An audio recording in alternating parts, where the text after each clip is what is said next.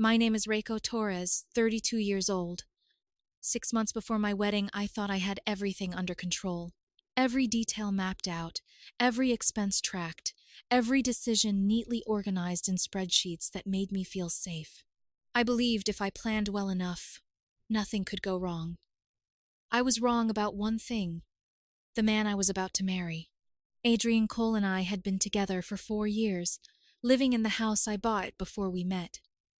He contributed a small amount toward utilities.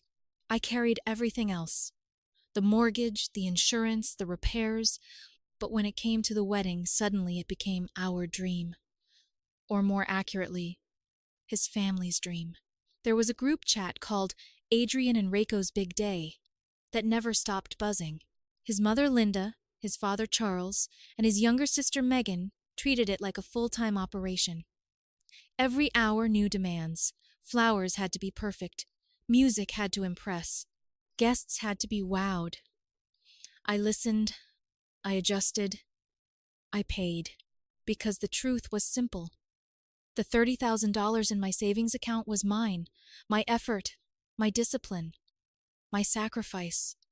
Adrian contributed opinions. I funded reality. 2 weeks ago, everything shattered. My mom, Judith, 61, the strongest person I know, was diagnosed with a rare tumor wrapped around a nerve in her neck. The doctor didn't hesitate. Surgery. Immediate. The only specialist capable of performing it was out of network. The cost after insurance? Nearly $40,000. I had $10,000 saved for emergencies.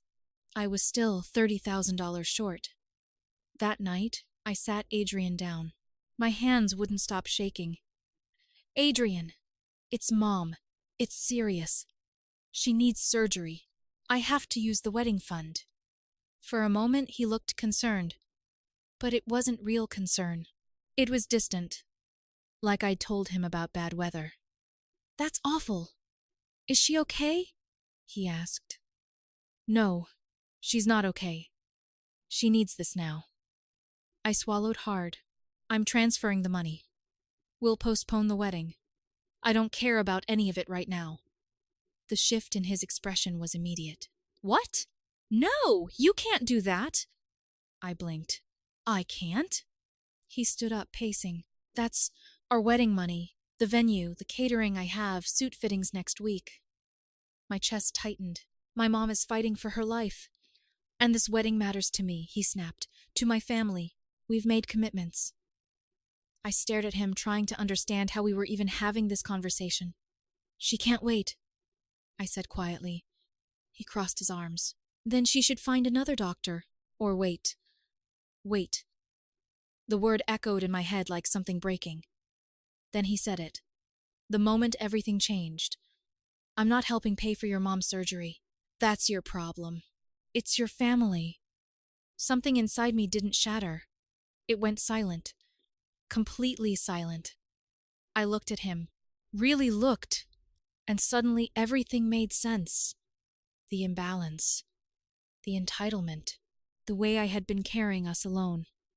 You're right, I said. His shoulders relaxed instantly. A small, smug smile forming. See? I knew you'd understand. We just need to be smart about this. Maybe she can... You're right, I repeated, cutting him off. I walked to my desk, opened my laptop, and logged into my bank account. What are you doing? He asked. I didn't answer. Wedding fund savings. Balance, $30,218. Transfer, $30,000. Confirm. Your transfer is complete. I closed the laptop slowly. Reiko, what did you just do? I'm handling my problem, I said calmly. My mom's surgery deposit is being paid tonight. His face twisted. You stole our wedding money. No, I replied, meeting his eyes. I took my money from my account and used it exactly how you told me to. He raised his voice. What about the venue? The flowers? I picked up my phone. Opened the group chat. Messages were already pouring in about centerpieces. I typed one message. Hi, Linda, Charles, and Megan. Due to a serious medical emergency in my family, I've had to liquidate the wedding fund I personally saved. I will no longer be contributing financially. All future costs will need to be handled by Adrian and the family. I'm sure Adrian can explain. Send. Silence for half a second. Then, chaos. You threw me to them? Adrian snapped. You said it was my problem, I replied, grabbing my keys. I solved it. Where are you going? To the hospital. I paused at the door and looked back at him one last time. The wedding? I said quietly. That's your problem now. Then I walked out. My phone exploded with calls and messages before I even reached my car. I turned on Do Not Disturb and sat in the hospital parking lot, staring ahead. I didn't cry. I didn't panic. I recalculated. The plan had changed. The goal was no longer marriage. The goal was to save my mother and leave everything else behind. 1 week later, I was writing this from a stiff hospital recliner that had permanently molded to my back. The air smelled like antiseptic and burnt coffee, and time felt like it moved in uneven waves, slow when I watched the monitors, fast when doctors spoke in numbers I tried to memorize. My mom's surgery had lasted 10 hours. 10 hours of pacing, bargaining with silence, pretending I was okay. When the surgeon finally came out and said, "We got clear margins," I didn't cry. I just nodded. Like I had expected it all along, like I hadn't been quietly preparing for the worst. It was the first good news I'd had in what felt like a lifetime. Everything else? Chaos.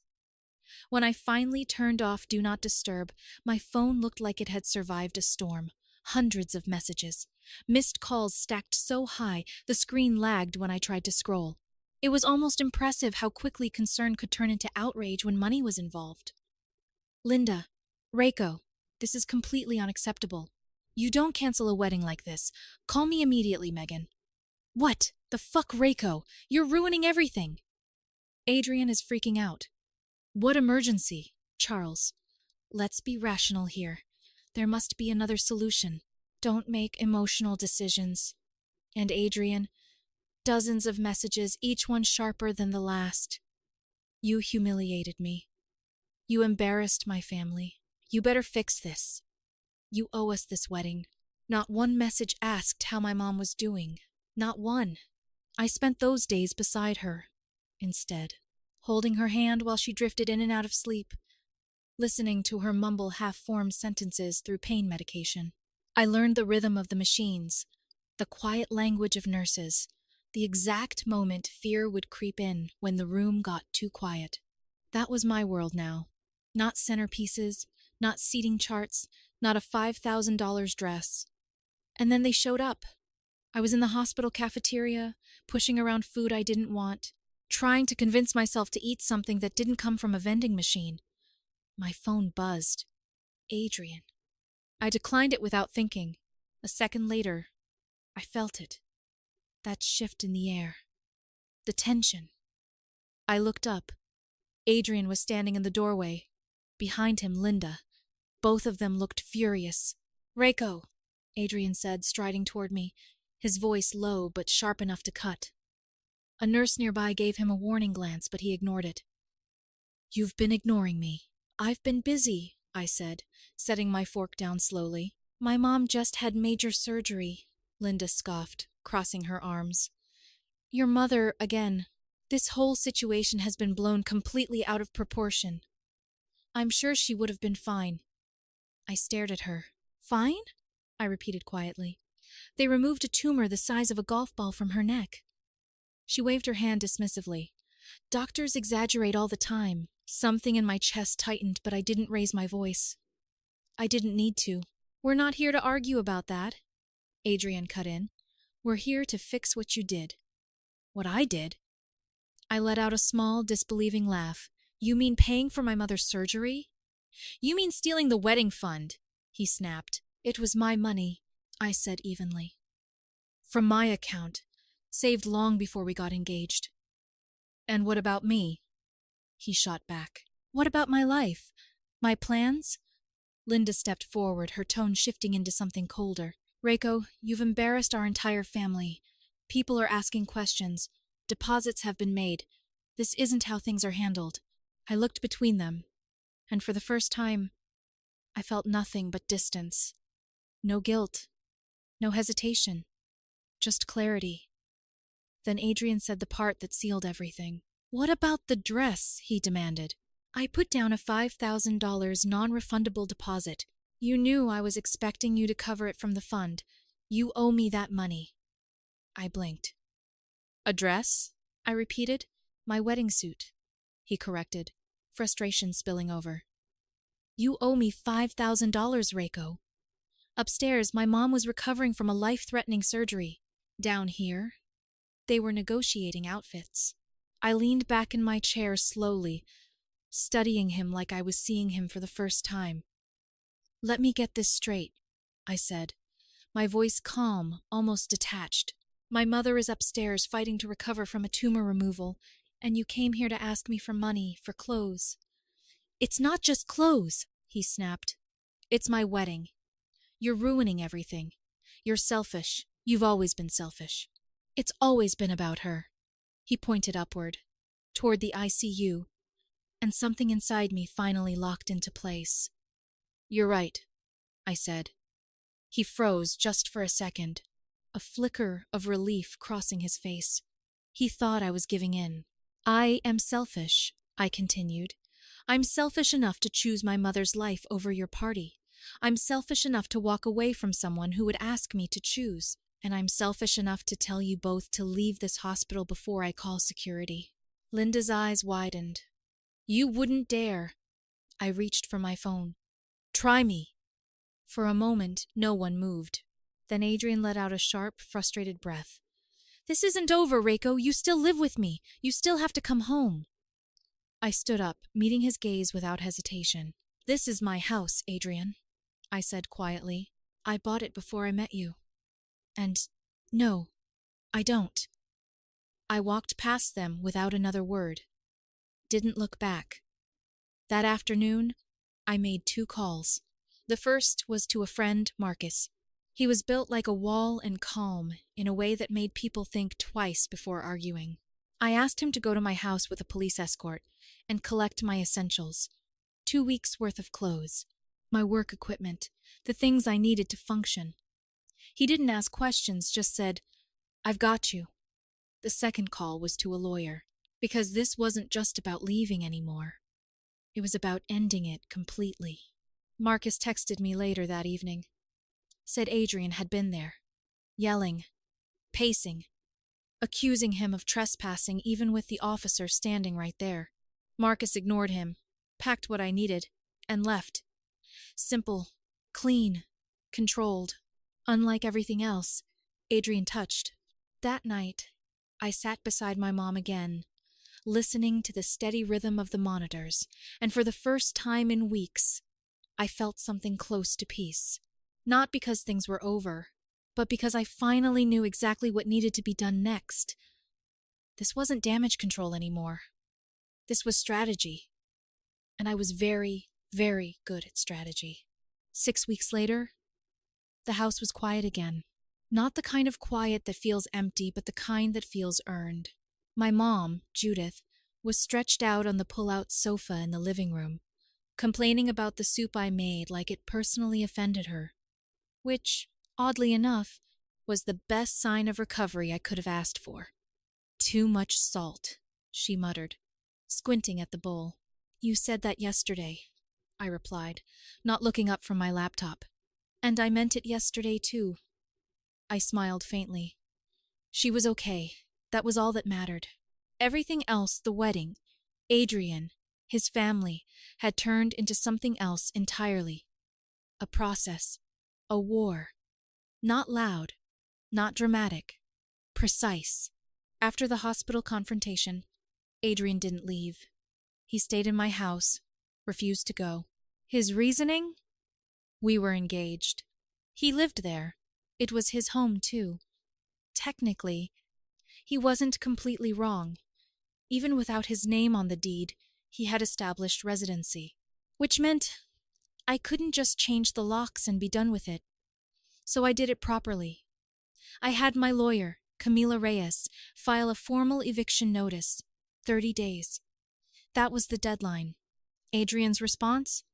He escalated. Of course he did. A week later, I received a letter from his lawyer. It was the kind of letter that tried very hard to sound intimidating, but fell apart the second you read it closely. According to Adrian, he was entitled to $5,000 for his non-refundable suit deposit, $15,000 for emotional distress and public humiliation, $10,000 for contributions to the household, and the grand finale, 50% ownership of my house. I read it once, then again. Then I poured myself a drink and called Camila. Tell me this is a joke. It's not a joke, she said calmly. It's a tactic. He's hoping you'll panic and pay him to make it go away. I leaned back in my chair, staring at the ceiling. I'm not paying him anything. Good, she replied. Because we're not just responding. We're dismantling. And that's exactly what we did. Camila drafted a response that wasn't loud or emotional. It was surgical. 10 pages of clean, undeniable facts. Proof that the $30,000 wedding fund came from an account in my name. Opened years before Adrian and I were even engaged. Funded entirely by my income. Proof that the house was mine. Purchased 2 years before he moved in. Sole ownership. Sole responsibility.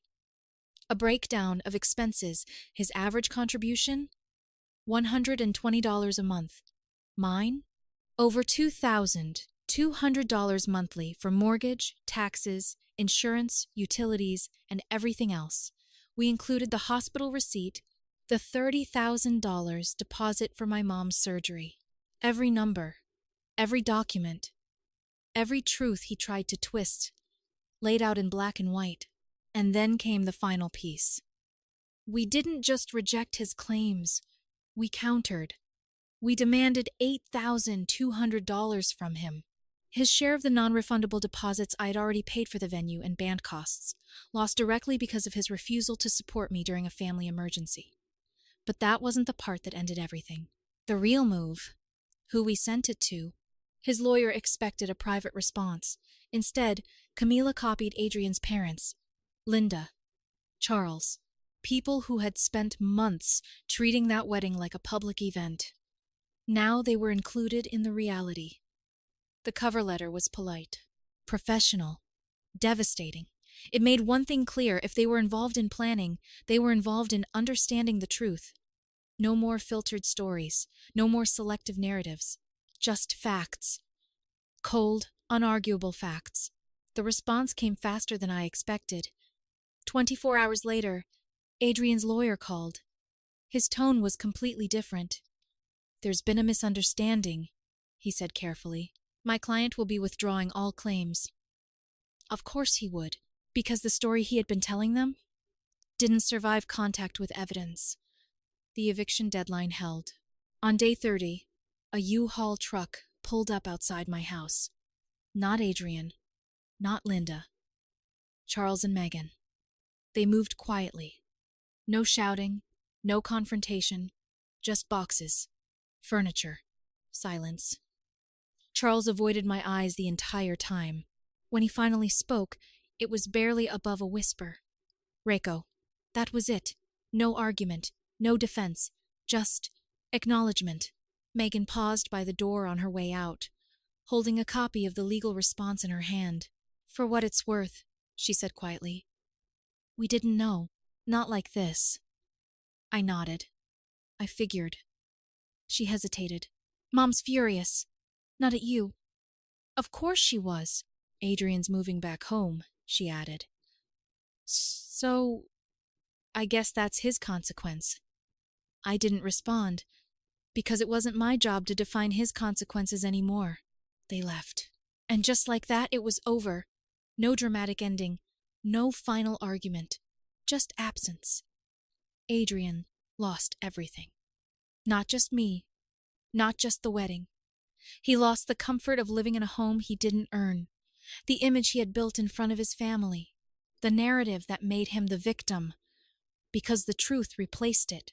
And the truth is hard to argue with. That night, I sat in the living room with my mom, the TV playing something neither of us was really watching. You okay? She asked softly.